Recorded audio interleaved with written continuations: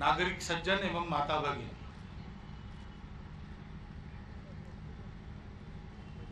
आज के कार्यक्रम का शीर्षक बताया गया है उत्तिष्ठत जागृत।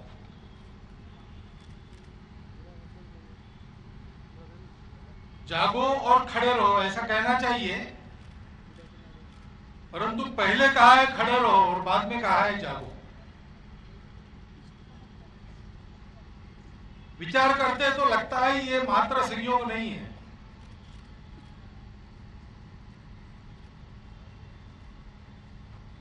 क्योंकि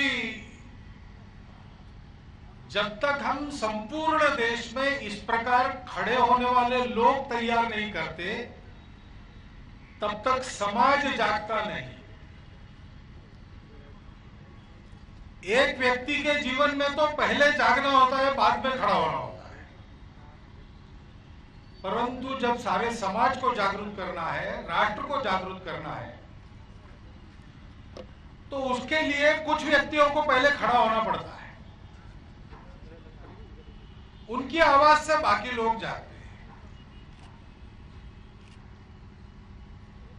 150 साल पहले जन्मे स्वामी विवेकानंद ने जीवन में यही किया।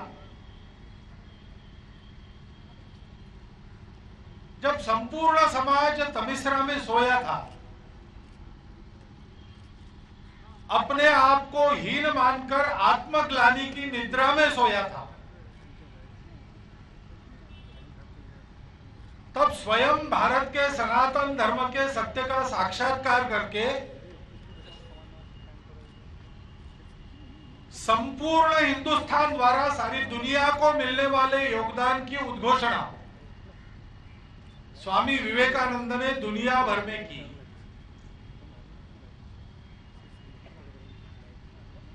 अपने व्यक्तिगत मोक्ष की मुक्ति की चिंता न करते हुए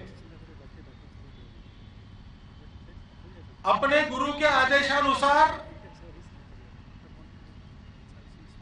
दुनिया में जड़ता नष्ट करने के लिए भारत का आध्यात्मिक प्रकाश देने वाला समाज खड़ा हो, इसलिए अपने देश के दरिद्र नारायण की सेवा का संदेश उन्होंने जीवन भर दिया। और इसलिए हम देखते हैं कि आधुनिक भारत के उत्थान में जो कारण हुए और जो आज कार्यरत है, ऐसे सब व्यक्तियों की वैचारिक और कर्म की प्रेरणा में कहीं न कहीं स्वामी विवेकानंद है ही।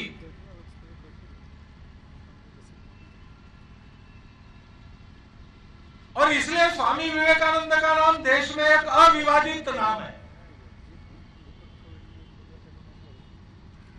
भारत के नवोत्थान की गंगा के जो उद्गम स्रोत माने जाते हैं, ऐसे कुछ व्यक्तियों में उनका स्थान मूर्धन्य है।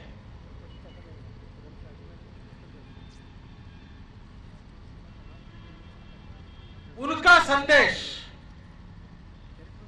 उनकी जन्म जयंती के 150वें वर्ष के निमित्त संपूर्ण भारत में फिर एक बार गूंज रहा है और संपूर्ण देश में उस संदेश के प्रति जागरण करने की इस अभियान में राष्ट्रीय स्वयंसेवक संघ भी इसलिए संलग्न है कि राष्ट्रीय स्वयंसेवक संघ का कार्य स्वामी जी के विचारों के अनुसार समाज को जागृत करने का कार्य है।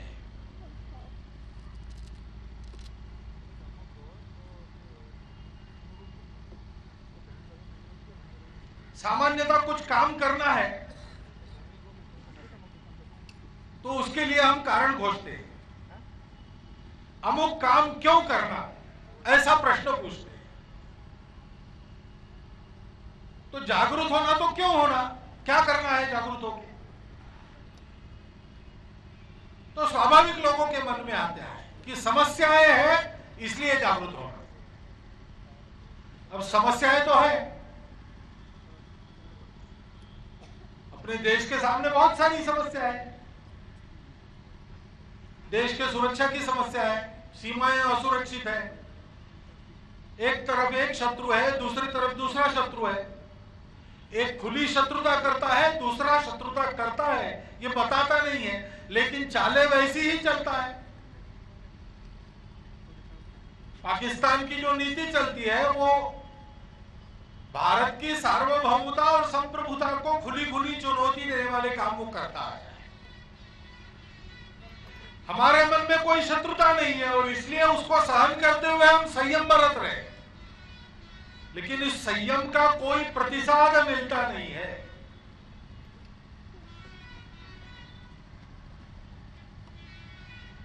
कुछ होता है तो सारी दुनिया हमको ही संयम का उपदेश करती है।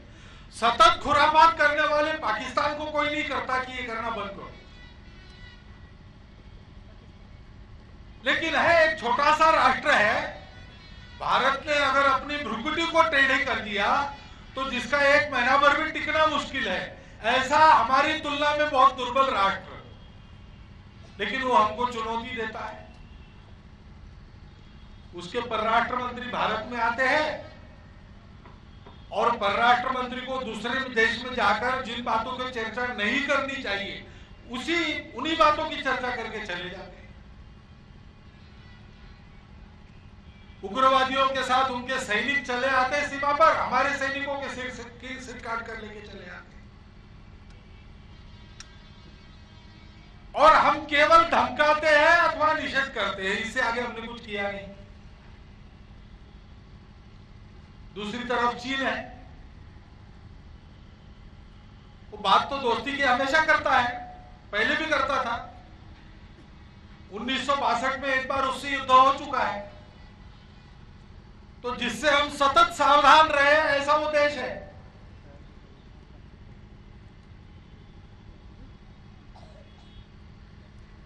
दुनिया में महाशक्तियों की स्पर्धा चलती है, चीन को बनना है महाशक्ति और उसको दुनिया में महाशक्ति बनना है, इसलिए वो सोचता है कि भारत बड़ा न हो, इसलिए सब प्रकार से भारत को दबाने की तैयारी वो कर रहा है। हमारे चारों ओर के पड़ोसी देशों में उसने अपने संबंध पहले बनाए हैं, अपना प्रभाव वहां पर स्थापित हो, इसका भरसक प्रयास उसका चल रहा है। अंतरराष्ट्रीय राजनीति की भाषा में जिसको एनसर्कलमेंट कहते हैं, वो उसने पूरा कर लिया है। हमारे देश के अर्थतंत्र को अपना अंकित बनाने का प्रयास, अपने माल को यहां बड़ी मात्रा में सस्ते में भेज के वो कर रहा है। हमारा पानी तक मोड़ के अपने देश में ले जाने की उसकी योजनाएं बनी। उसके इस चुनौती की तुलना में हमारा जो प्रतिकर्तृत्व होना चाहिए वो दिखता नहीं, इसलिए सबको चिंता है। हमारे उत्तर सीमा की चौकसी उतनी ठीक नहीं है, वहां तक सामग्री पहुंचाने के लिए जो बुनियादी रास्ते आदि सारी तैयारी चाहिए वो हमारी ठीक नहीं है। चारों तरफ के देशों में अपने संबंध अधिक प्रभावी बनाने का हमको अच्छा अवसर है, क्योंकि बाकी देश चीन को नहीं चाहते, हमको चाहते, लेकिन हमारी पहल बहुत मंद है, अभी शुरू हुई है। इसलिए लोगों के मन में देश की सुरक्षा के प्रति चिंता है। सीमाओं की चौकसी ठीक नहीं, समुद्री सीमा हो या भूमि सीमा हो, सब लोग घुसते हैं, बनावटी नोट अंदर आते हैं, नशीले पदार्थ अंदर आते हैं, शस्त्रास्त्र अंदर आते हैं और शस्त्रास्त्र लेके आतंकवादी भी अंदर घुसते हैं। बिना अनुमति विदेशी नागरिक हमारे यहां पर चले आते हैं। 1, 2, 100, 200 की संख्या में नहीं, करोड़ों की संख्या में घुसाए हैं। और उनको बाहर निकालना तो दूर रहा, लेकिन उनको उनकी पहचान करने में भी हमने अभी तक कोई कदम नहीं उठाया, न राज्य सरकारों ने न केंद्र सरकार। क्योंकि हमारी नीति को दिशा देने वाले हमारे राजनीति के नेता लोग जो है वो मात्र अपने स्वार्थ की राजनीति कर रहे हैं।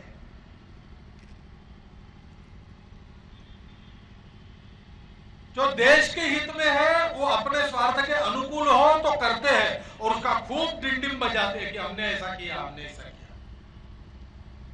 लेकिन अपने स्वार्थ के आड़े आता हो तो उसको नहीं करते, और अपने स्वार्थ का पोषण होता हो तो अपने देश के हित को कम करने वाली बातें भी करने से हिचकिचाते नहीं। ऐसी विचित्र परिस्थिति, और उन पर अंकुश रखने के लिए जो जागृत समाज चाहिए। हमारे देश के समाज की स्थिति क्या है? एक और तो वो अपने समस्याओं से पीड़ित है, गरीबी है, बेरोजगारी है, सब प्रकार की बातें हैं। बेरोजगारी को और बढ़ाने वाली खुदरा व्यापार में एफडीआई लाने जैसी नीतियां चलती है, उल्टी आर्थिक नीतियां चल रही है। दूसरे तरफ अंतर्गत समस्याएं हैं, भेद है, स्वार्थ है, भ्रष्टाचार है, अनाचार है, दुराचार है।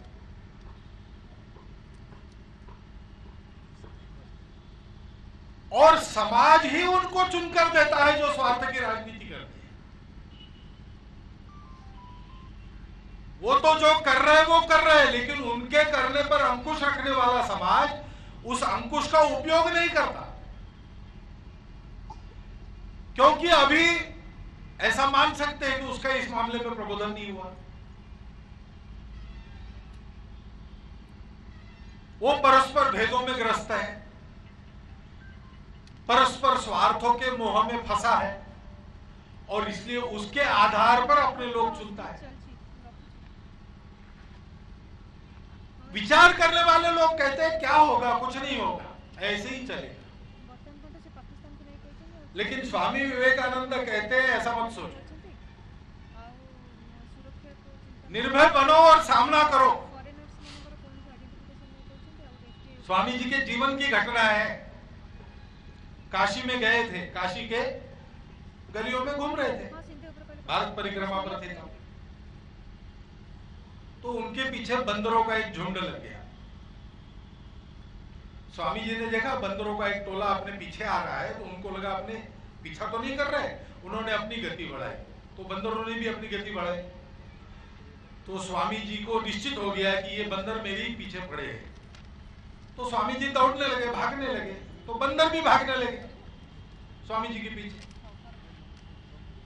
अब आदमी चाहे चांद पर पहुंचे या मंगल पर पहुंचे, इतनी उन्नति करने के बाद भी जमीन पर दौड़ना और दौड़कर बंदरों को पीछे करना अभी भी उसके लिए संभव है। तो बंदर धीरे धीरे पास आने लगे। स्वामी जी कितना जोर से दौड़ेंगे, पैर थक गए, आंखों के सामने अंधेरा छाने लगा, सर चकराने लगा उनको क्या भोगी दुर्गति, ये आएंगे, हमला करेंगे, कपड़े फाड़ेंगे, क्या करेंगे पता नहीं। सामने से काशी का रहने वाला एक व्यक्ति आ रहा था, उसने देखा कोई सन्यासी है और बंदर उसकी फजीहत कर रहे, तो उसने स्वामी जी को कहा रुको, तो स्वामी जी रुक गए। जैसे ही स्वामी जी रुक गए, बंदर भी रुक गए। फिर उस व्यक्ति ने कहा कि सामना करो, तो स्वामी जी पीछे मुड़े बंदर की ओर, तो बंदर 2 कदम पीछे हो गए। स्वामी जी 5 कदम आगे बढ़े तो बंदर 10 कदम पीछे चले गए। और स्वामी जी बंदरों का सामना करने के लिए उनकी ओर दौड़े तो सारे बंदर पीठ दिखाकर भाग गए। स्वामी जी कहते हैं कि डरो मत, तुमको कोई मार नहीं सकता। अरे हम सब अमृतत्व के पुत्र हैं, हम सब अमर लोग हैं, हमको कोई मार नहीं सकता। इस सत्य का साक्षात्कार करने वाले पूर्वजों के तुम वंशज हो, तुम डरते हो, तुम भागते हो, रुको, सामना करो। समस्याओं से भागना, समस्याओं को टालना, समस्याओं को देख के डर जाना, निराश होना, ये समस्याओं का उपाय नहीं है। समस्याओं का सामना करके, समस्याओं का भेद करके उनका उत्तर निकालना, ये पुरुषार्थ करना समस्याओं का उत्तर है। स्वामी जी हमको पुरुषार्थ करने के लिए बताते हैं। उत्तिष्ठत जागृत प्राप्य वरान निबोधन। तुमको ये जो स्वयं सिद्ध कर्तृत्व मिला है, उसका बोध करके खड़े हो जाओ, जागृत हो जाओ और जब तक तुम अपना ध्येय नहीं प्राप्त करते तब तक चलते रहो, करते रहो।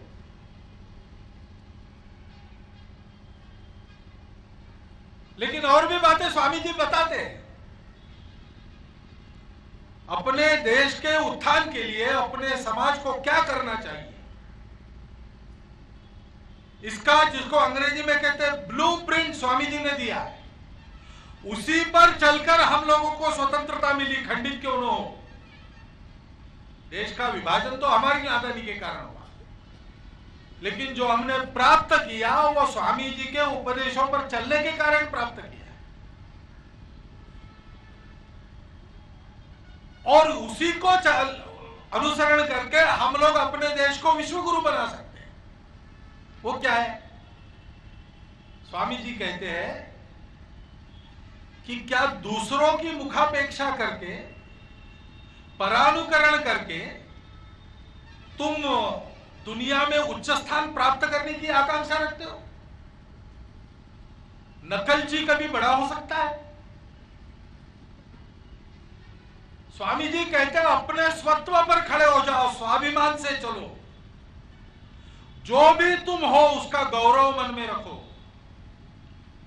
जो अपने स्व को गौरव से नहीं देख सकता वो क्या उन्नति करेगा दुनिया में, और दुनिया उसका क्या सम्मान करेगी जो खुद का सम्मान नहीं करता।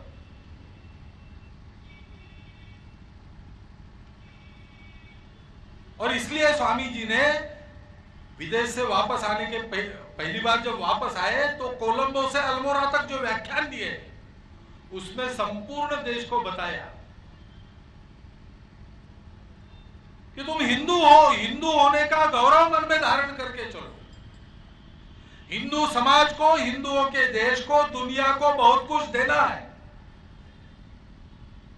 उनके पूर्वजों की विरासत बड़ी गौरवपूर्ण है। आज की दुनिया आज भी उसको देखकर चकाचौंध हो जाती है, इतनी तेजस्वी वह विरासत है। ऐसे तेजस्वी पूर्वजों की संतान होकर तुम आत्मग्लानि में सो रहे हो।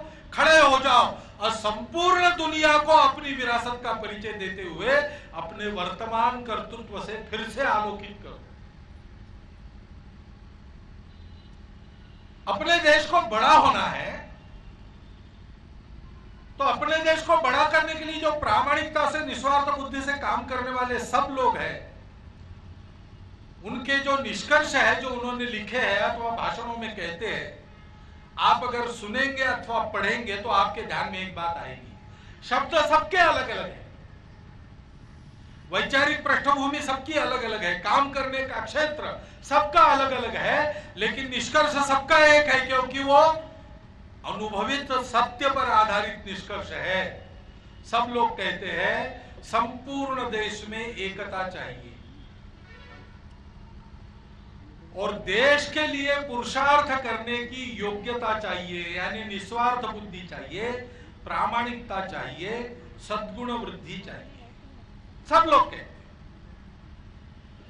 अब इतनी विविधताओं से भरे देश को एक करने वाला क्या है?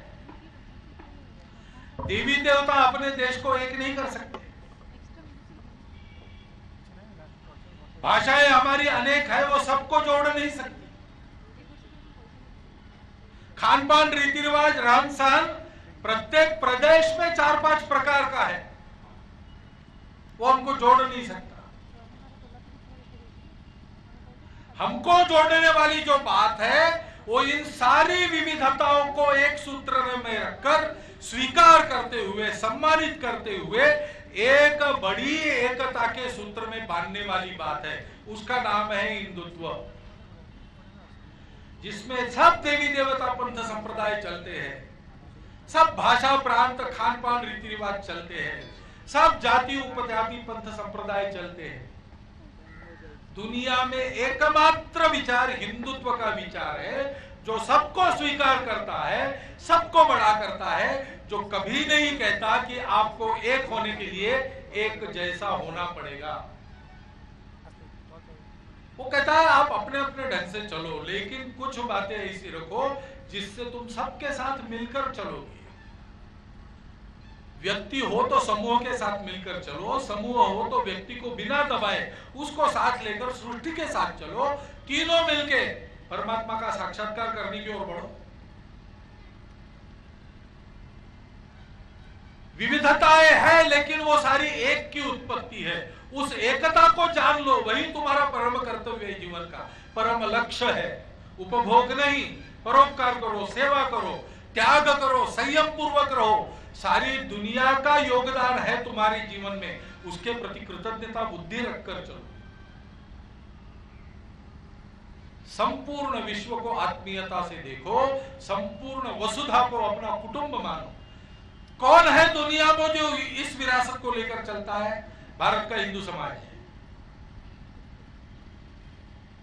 अखंड भारत को अपनी मातृभूमि मानकर उसके चिन्मय रूप की भक्ति मन में रखकर चलने वाला, संपूर्ण विश्व को अपने कर्तृत्व से अधिक अच्छा बनाकर, बिना उसको लूटे, बिना उसकी सत्ता छीने, बिना उसमें संघर्ष किए, सारे विश्व को ज्ञान देने वाले, पूर्वजों की गौरवमय विरासत का अधिकारी, उस गौरव को मन में धारण करने वाला और संपूर्ण विश्व को इस प्रकार जोड़ने वाली सारे सद्गुणों की जो खान है, ऐसी भारतीय संस्कृति का जीवन में अनुसरण करने का प्रयत्न करने वाला ये हिंदू समाज अपने गौरव पर खड़ा हो जाए।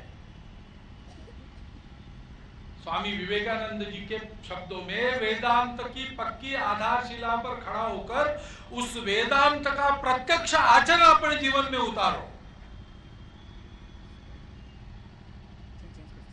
सर्वदूर ब्रह्म है ऐसा मुंह से केवल मत कहो।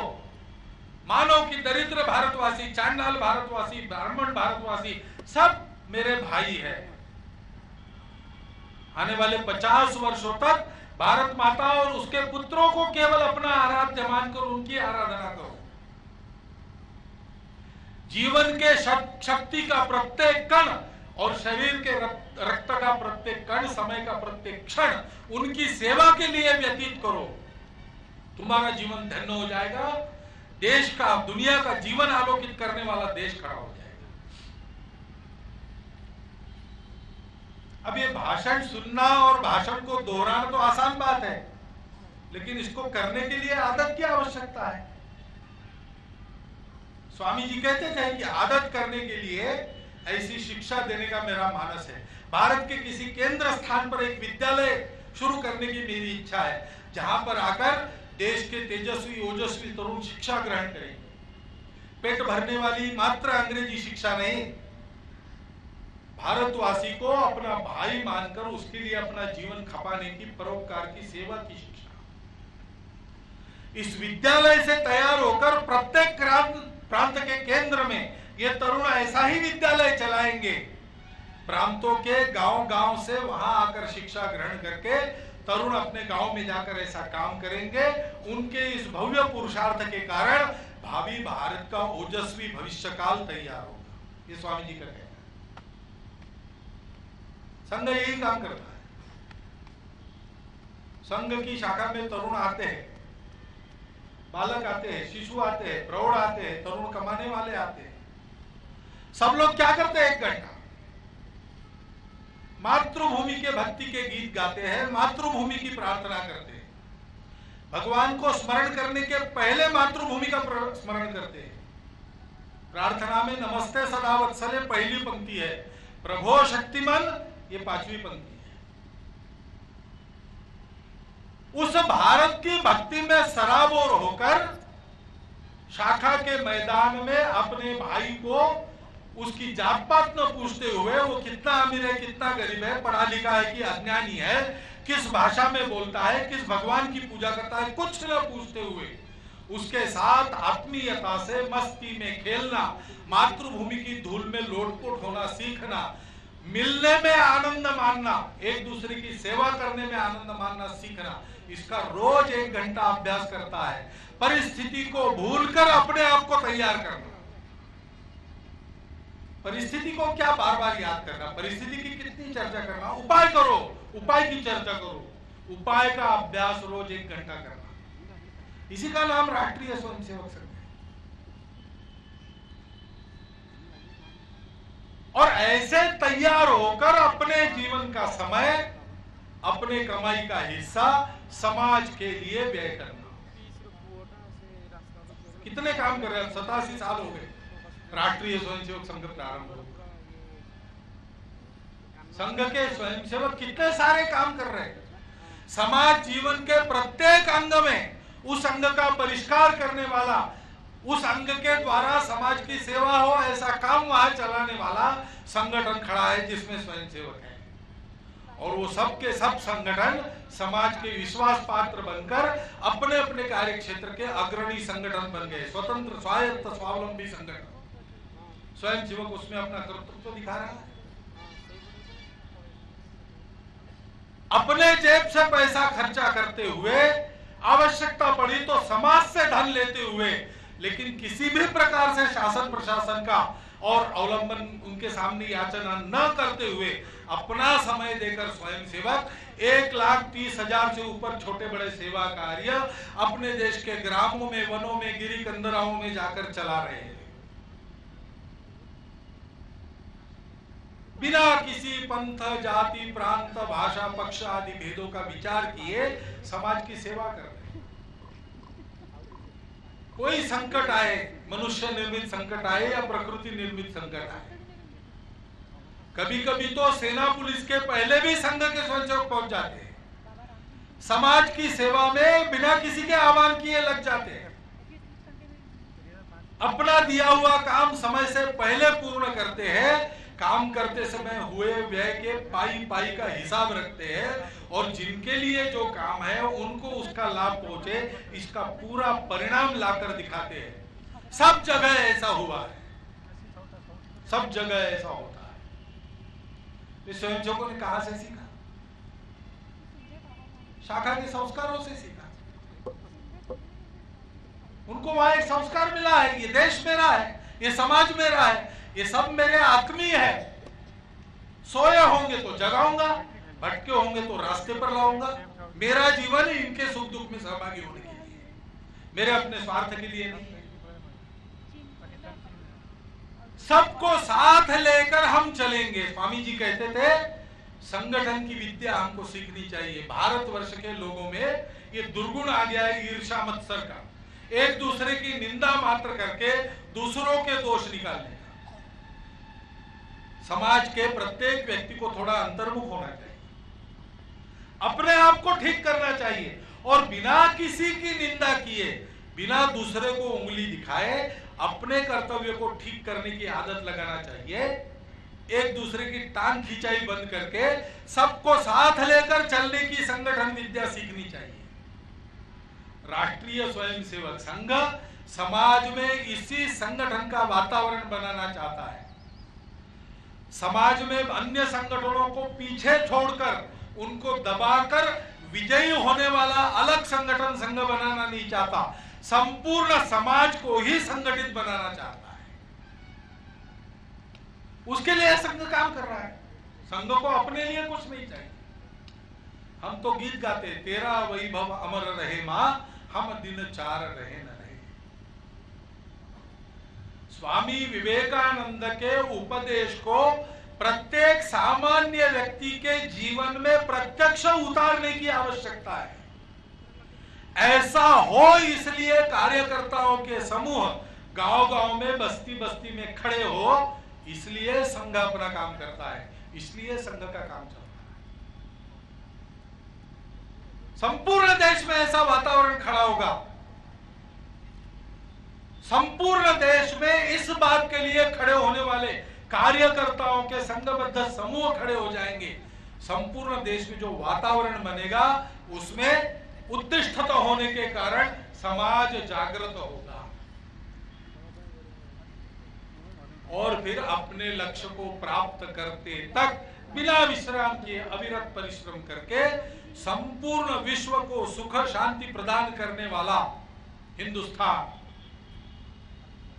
भारत, उसमें से खड़ा करें।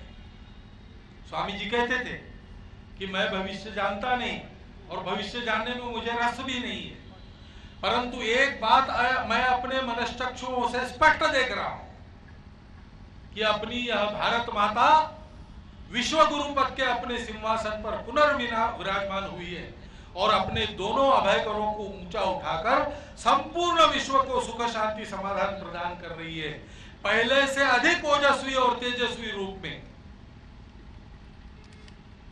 कौन करेगा इसको? स्वामी जी कहते थे कि मेरा भारत के तरुणाई पर संपूर्ण विश्वास है।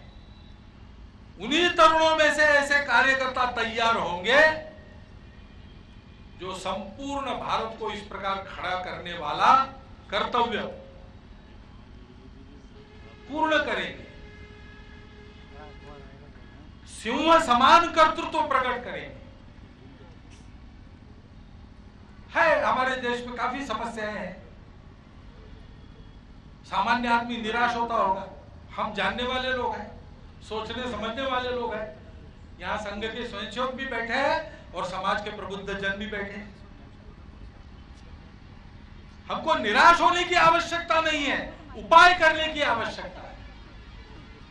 और उपाय यही है जो स्वामी जी से लेकर आज भी जो समाज में इस प्रकार प्रामाणिकता से निस्वार्थ बुद्धि से काम कर रहे हैं, उन सबके अनुभवों का निष्कर्ष है। चारित्र्य संपन्न संगठित समाज का निर्माण ही सब समस्याओं के उत्तर देने वाले समाज को खड़ा करेगा। और जब तक संपूर्ण समाज इस देश को बड़ा बनाना, इस देश को संकट के पार ले जाना, इस देश की समस्याओं का समाधान पूर्ण करना, ये अपना कर्तव्य मानकर पुरुषार्थ में रत नहीं होता, तब तक केवल नेता नारा नीति पार्टी अवतार विचार इनकी मुखापेक्षा करके ये काम होने वाला नहीं है। स्वामी जी के इस निष्कर्ष को संघ निर्माता ने अपने अनुभव चिंतन अध्ययन के साथ ठीक समझ लिया।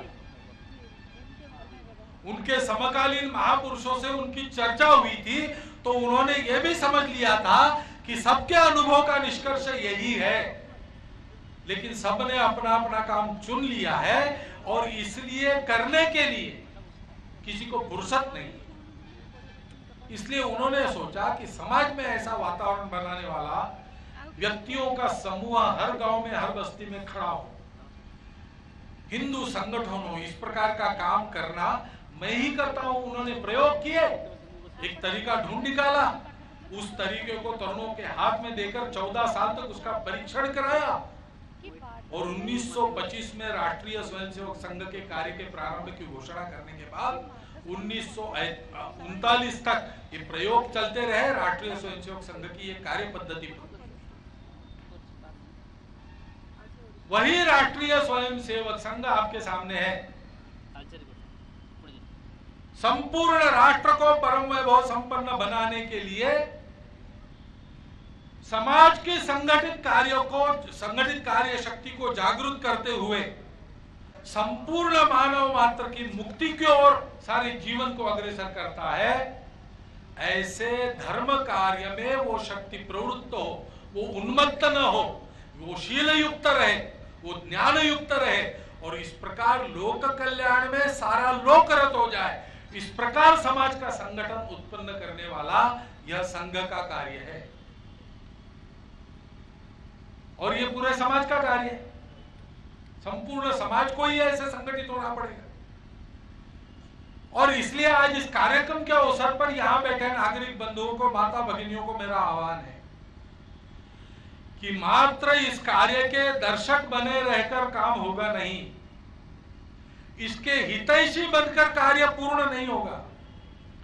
आप सब लोगों को स्वयं संस्कार ग्रहण कर योग्य बनना और अपनी योग्यता का उपयोग समाज हित में प्रामाणिकता से, निस्वार्थ बुद्धि से करना, इसके लिए सक्रिय होना पड़ेगा। पुरुषों के लिए इस योग्यता की तैयारी राष्ट्रीय स्वयंसेवक संघ में होती है और एक योजना के तहत माता बहनों के लिए यही तैयारी राष्ट्रीय सेविका समिति नाम का संगठन करता है। इन संगठनों की शाखाओं में जाकर आप लोग तैयार हो और समाज के हित में प्रामाणिकता से, निस्वार्थ बुद्धि से उद्यम करने का पुरुषार्थ शीघ्रातिशीघ्र प्रारंभ करके राष्ट्र को विश्व गुरु और दुनिया को नई सुखी सुंदर दुनिया बनाने के इस महाभियान के सहयोगी कार्यकर्ता आप बने, ऐसा आह्वान इस निमित्त मैं आपके सामने करता हूं और मेरे 4 शब्द समाप्त